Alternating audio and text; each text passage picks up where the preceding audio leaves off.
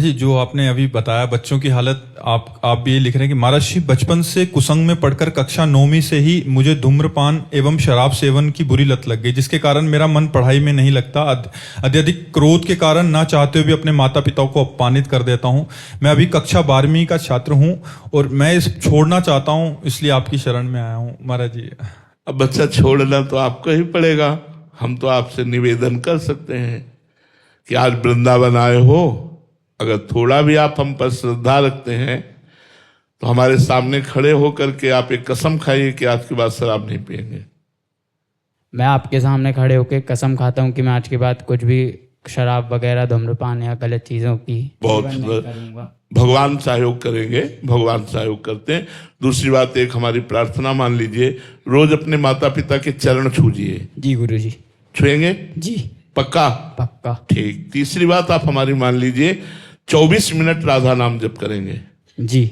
घड़ी से देखकर 24 मिनट एकांत में राधा नाम जप करेंगे। जी। इस समय आप जो मनावे धर्म के अनुसार करो कार्य और पढ़ाई करो, नशा न करना।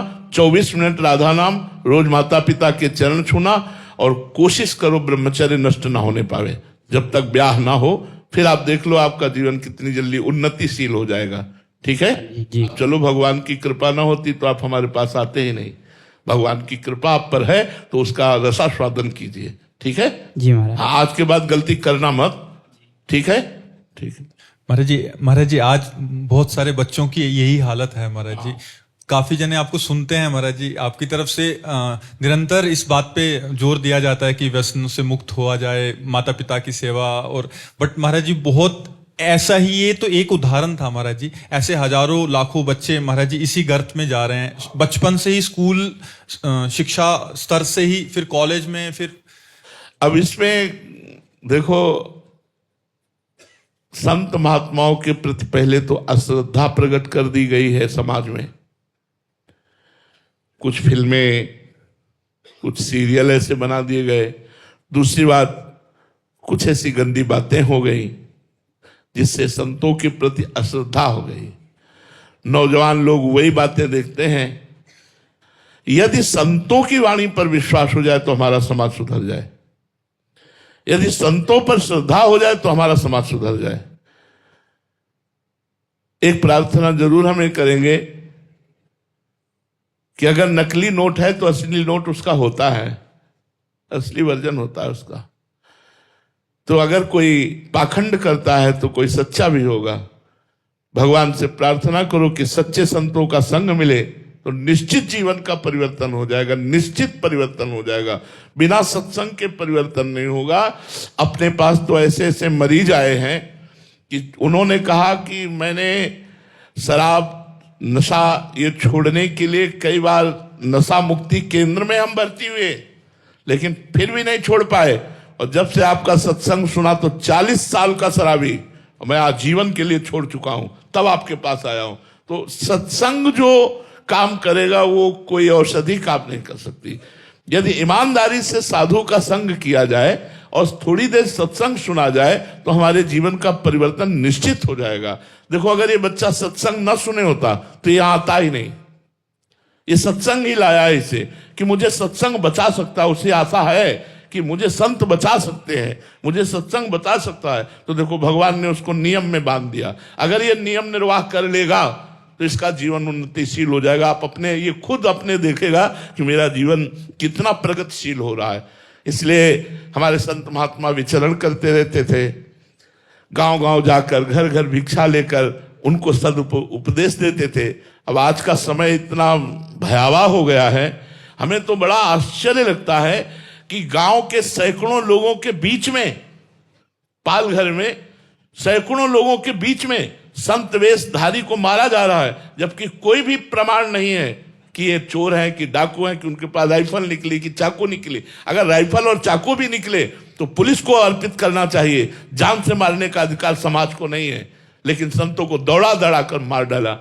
तो आज हमारे समाज में भगवान की कृपा है कि कुछ श्रद्धा बढ़ रही है, नहीं तो संतों के प्रति श्रद्धा नहीं रह गई। उसी का परिणाम है ये कि अध्यात्म शून्य जीवन। नए नए बच्चे भी, ये शराब पीने की अवस्था है, 12 क्लास में पढ़ रहा है तो 9वीं क्लास से लेकर 12वीं क्लास तक का बच्चा शराब पीने की अवस्था है। ये तो संयम और नियम में रहने की अवस्था है। तो ये क्या परिणाम हुआ? कुसंग, सत्संग ना मिलने के कारण बच्चा कुसंग में फंस करके अपने जीवन को नष्ट कर रहा है। अब यही डिप्रेशन में पहुंच जाएगा और यही अपनी की सोचेगा। अगर हम उसको सत्संग ना दें तो कैसे संभलेगा?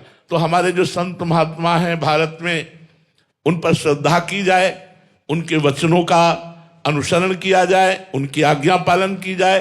देखो, संत दर्शन मात्र से पाप नष्ट हो जाते हैं। कहीं संतों का चरण धोवन मिल जाए, कहीं अपने घर में संतों का चरण धोवन करके, छिड़क करके, आरती पूजा करके उनको भोजन पवा दिया जाए। अरे यही सब मंगलकारी, गृहस्थों के मंगलकारी बच्चों पर प्रभाव डालते हैं। हम लोग जब बच्चे थे तो सन्यासी महात्मा जन हमारे यहाँ आया करते थे, तो दूर से जे देखे दंड लिए आ रहे तो दौड़ाते, पिताजी दौड़ दौड़, देखो संत आ रहे हैं, साष्टांग दंडवत। जो ही संत आकर विराजमान हुए, पात्र से उनके चरण धोना, चरण धोने के बाद आरती करना, फिर साष्टांग दंडवत होना, हाथ जोड़कर खड़े रहना। उसी का परिणाम हुआ कि वही रंग हमारे ऊपर चढ़ा और हम भी भगवत मार्ग के पथिक बने। संत कृपा करें तो संत बना दें, और संतों पर श्रद्धा नहीं रह गई तो फिर समाज की दुर्दशा निश्चित है, क्योंकि संत ही तो संभालते हैं। संत न होते जगत में तो जल जाता संसार। एक संत भजनानंदी है तो पूरे एरिया को पवित्र किए रहता है। उसके शरीर से स्पर्श करके वायु जब जाती है और तुम्हारे शरीर को स्पर्श करती तो निष्पाप कर देती है, क्योंकि वो निरंतर भगवान नाम जप कर रहा है। तो आज हमारे समाज को अध्यात्म की आवश्यकता है। अध्यात्मवान ही सुधार सकता है। संत जन भिक्षा मात्र पा करके और उपदेश करते तो समाज का कल्याण कर देते थे। भिक्षा और शिक्षा हमारा संबंध है। गृहस्थ से भिक्षा और विरक्त से शिक्षा। जब आप शिक्षा ग्रहण करेंगे तो आप पवित्र बन जाएंगे, और जब वो आपकी भिक्षा ग्रहण करेंगे तो आपके पापों का नाश कर देंगे। अब वो धीरे धीरे सब लुप्त होता जा रहा है, इसलिए हमारी नव समाज बिगड़ती चली जा रही। हमारे समाज को सत्संग की आवश्यकता है, अध्यात्म की आवश्यकता है। नरेंद्र सिंह जी गाजियाबाद से। राधा वल्लभ श्री हरिवंश महाराज जी, महाराज जी, संत समागम का असली अर्थ क्या होता है, और ये एक उपासक जो श्री जी की उपासना में लगा हुआ है उसके जीवन पर इसका क्या प्रभाव पड़ता है? समस्त कर्म शास्त्रानुकूल होने लगे,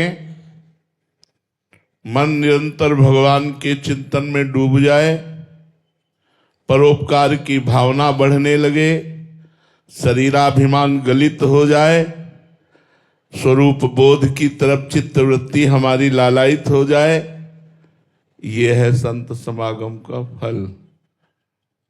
संत संग अपवर्ग कर, कामी भव कर पंथ। संत का सीधा संग मोक्ष पद प्रदान करने वाला है।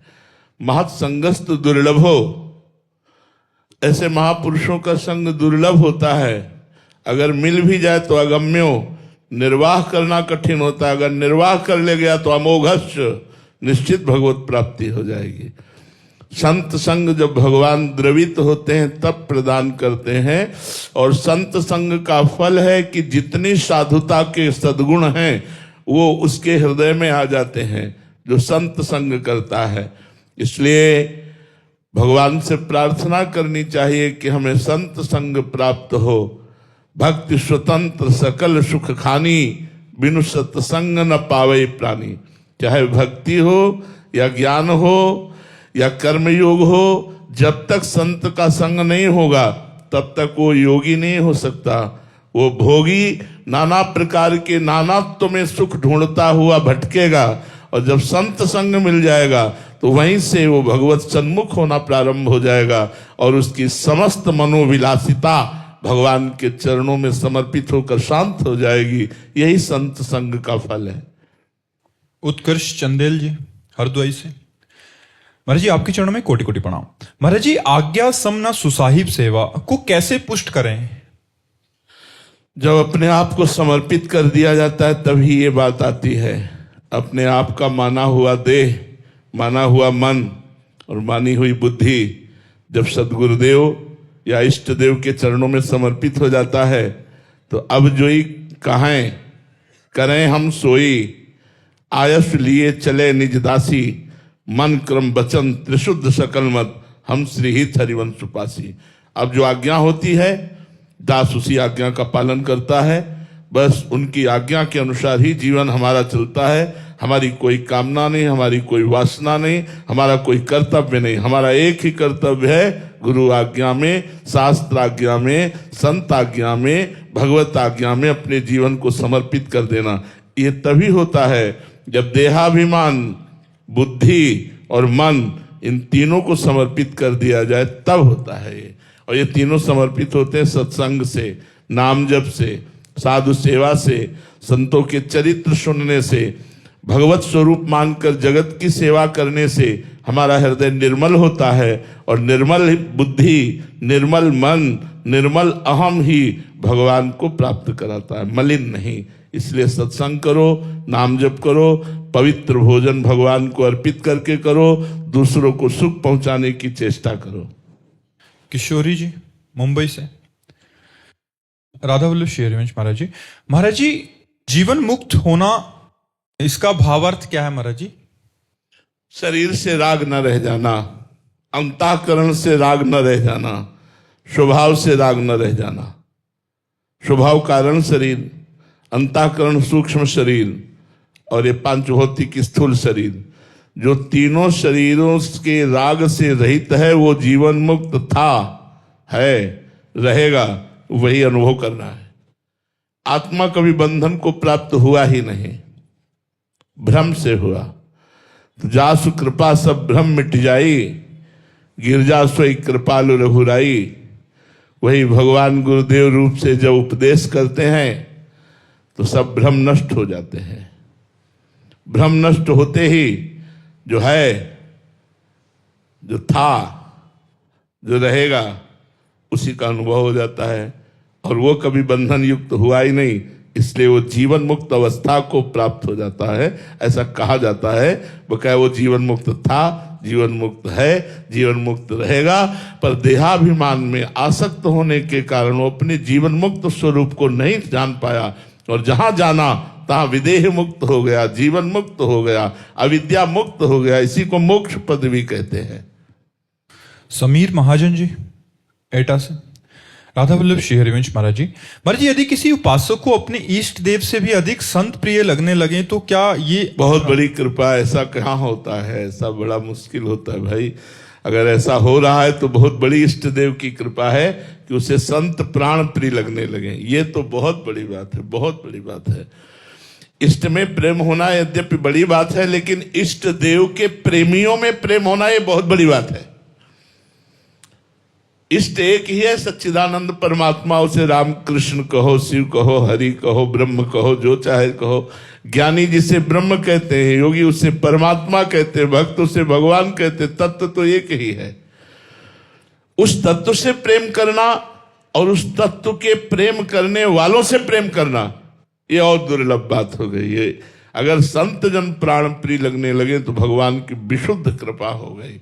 अब इससे बड़ी और कृपा नहीं होगी। वो संत कृपा करें तो भगवान के लिए रुदन प्रारंभ हो जाएगा, भगवान के लिए विकलता प्रारंभ हो जाएगी। ऐसा लगेगा मैं भगवान का साक्षात्कार किए बिना जी नहीं सकता। ये संत कृपा और भगवंत कृपा कि संत हमारे माई बाप से भी बढ़कर प्यारे लगने लगे। तुम्हें माता च पिता तुम्हें बंधुस्थ सखा तुम्हें विद्या द्रविणं तुम्हें सर्वम मम देव देव। ये संत के प्रति आ जाए, बहुत बड़ी बात है, बहुत कृपा है।